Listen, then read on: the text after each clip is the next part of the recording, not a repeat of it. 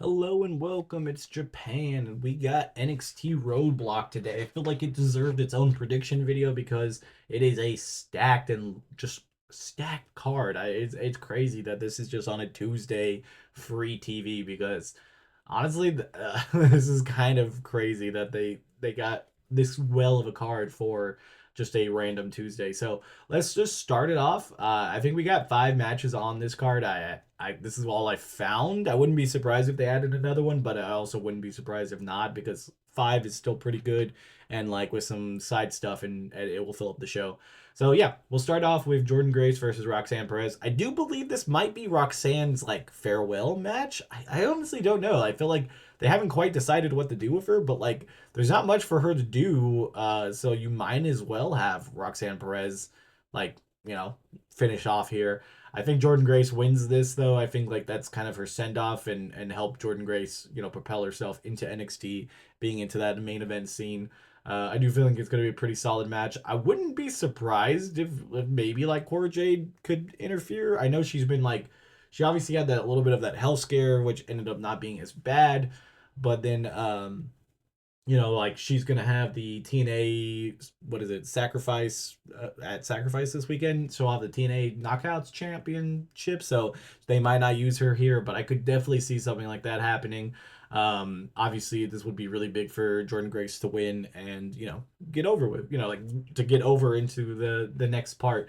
But I feel like Roxanne should be lose this match immediately, obviously get mad and then, call up Nick Aldis and go on SmackDown. I feel like this week she honestly should go do that and then take out Chelsea Green on SmackDown and get that US title. Like that, it's kind of crazy, but like I honestly feel like that would be your best spot for Roxanne Perez right now. Just give her that belt and make her make that title, and I think you'd have gold. I mean, it's crazy, but I think that's what happens. Next up, the street fight, it will be Ethan Page versus Javon Evans. I think this is a Javon Evans win. I think he needs it. Obviously, Ethan Page has had a couple over on him. I think this street fight will definitely elevate this feud, but I think this feud ends after this. So I think Javon Evans needs to close it out with the win, help him get over. Obviously, Ethan Page has been phenomenal in this feud on the mic, in the ring. So I think he's that solid dude that really doesn't get as much flowers down in NXT, and like obviously the men's NXT division is up and down. Sometimes it's really good, sometimes it's struggling, and with him in there and kind of being back towards the main event scene, I think would help them a lot. So yeah, I think Javon Evans wins here, and they both go their separate ways and go towards some new stuff. Maybe Javon Evans going for that North American title off of Sean Spears, I think would be the next logical place to go.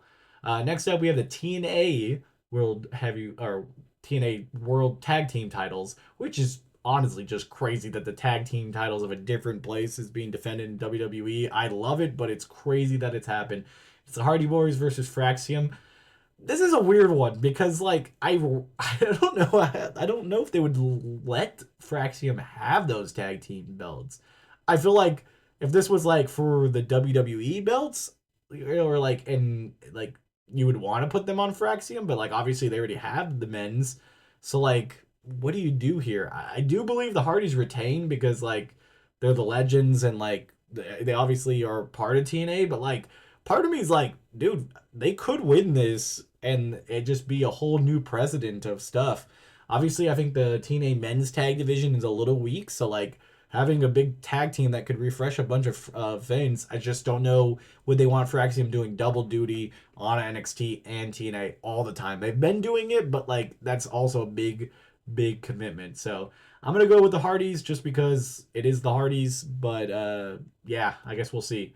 Then we have the NXT Women's Championship match and the North American Championship match. It's winner takes all. This is odd. I feel like I don't really know what to go here because I feel like from a lot of reports, people believe Julia is hurt, and this is a way to get the belt off of her.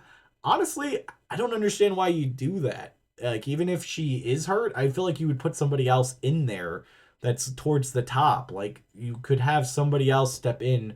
Like, having Stephanie have both titles does have a weird, thing. I do believe Stephanie wins because I do feel like she's the one kind of getting the push on, the promos and stuff, and I feel like they're definitely something in it.